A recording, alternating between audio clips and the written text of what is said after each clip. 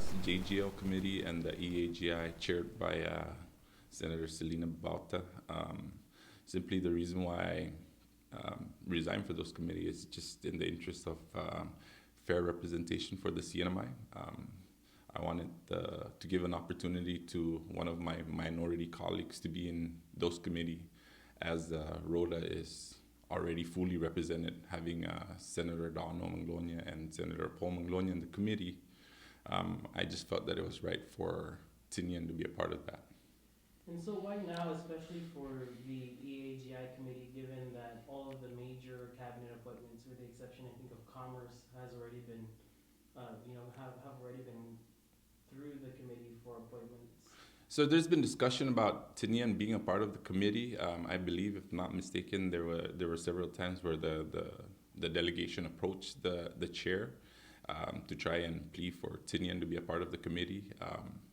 Apparently, it seems like the chair's just adamant of having our committee staying as is. So this way, if I step down, I believe that it'll make the chair want to appoint one of those Tinian senators.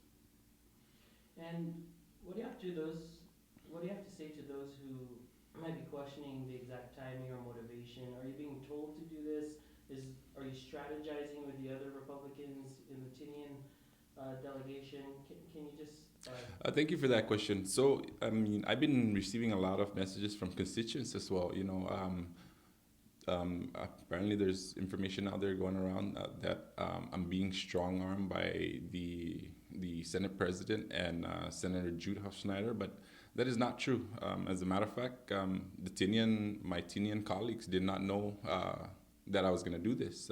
I kind of told them everybody was shocked when I announced it on the floor during last session that I was going to step down. But I just wanted to make sure that in the interest of making my own decisions, that I think these through thoroughly, and make sure that when I pull the trigger and decide on something, that it's for a cause, it's for a good cause. And who would you like to take over? I know ultimately that's the role of the chair. She says she's going to make the appointments by the end of the week, but there are only so many Tinian senators, right? Sure. So for me, it doesn't really matter. It's really up to the chairwoman. As a matter of fact, it's really up to the, based according to our rules and regulation, right, on our Senate. It's really up to the chair to decide who she wants. It doesn't really matter which one of the, for me, I don't have any particular senator that I'm, gonna lobby for, as long as it's one of the Tinian members. And so in the past Senate, Tinian had a larger voice at the table because of the composition of leadership. This year things have shifted towards Rota's end, obviously given your reason to resign. When it comes to representation like that, what is Rota's seat at the table, or what role do Tinian and Rota play, because of their equal representation in the Senate? The composition now is Rota's very strong in the representation of in the Senate.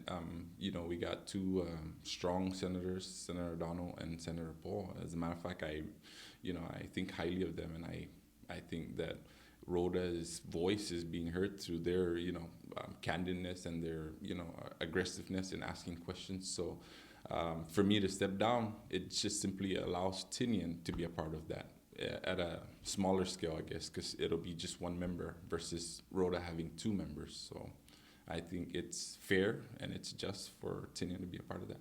And what about when it comes to parties? I know the Independents and the Democrats have this coalition. The state of that, is in question. But what about the party lines in the Senate right now? So, like I said in my inaugural speech, it never really mattered. I mean, I was done. We were done with the election since November of last year. So, coming into the Senate, I was willing and able to work with all the Senate members, regardless of their political alliance. And I believe I've been really thorough with that, and I show that, based on the way I vote, the way I make decisions. I don't always align with the Republican team members when I vote. So for me, it doesn't really matter the political alliance. That'll come thereafter when we start going into the campaign and political era, right? And what do you have to say to followers who might be thinking, the other senators from Rota are strong advocates, like you've said, but what about people who voted for you to advocate for them? They can count on me. So what I want everybody to understand is, whether I'm in the EAGI committee or not, my vote still counts when it comes to the committee of the whole. When these nominees come out for vote, we still have to vote based on credentials, based on representation for the island of Rota. So my vote will still be there to count for our people, and I don't need to sit in this committee to do my own research. I can actually just compose a team to dig into nominees and appointees so that we can make informed decisions when the time comes for us to vote these nominees or appointees in. So I can say to the constituents, to the people of Rota, that this will not affect my ability to vote on the nominees and appointees. All right. Anything else you'd like to add that I didn't ask about and you want to let the community know? No, I mean, thank you. I just like, I appreciate that you've asked these questions. I like the people to know that, in politics, I'm starting to realize that there's a lot of misinformation out there. Just, depending on who you're asking the question, the information may vary. So in the interest of trying to make sure that the information is correct, just ask the person themselves. Ask me personally, and I'll let you know.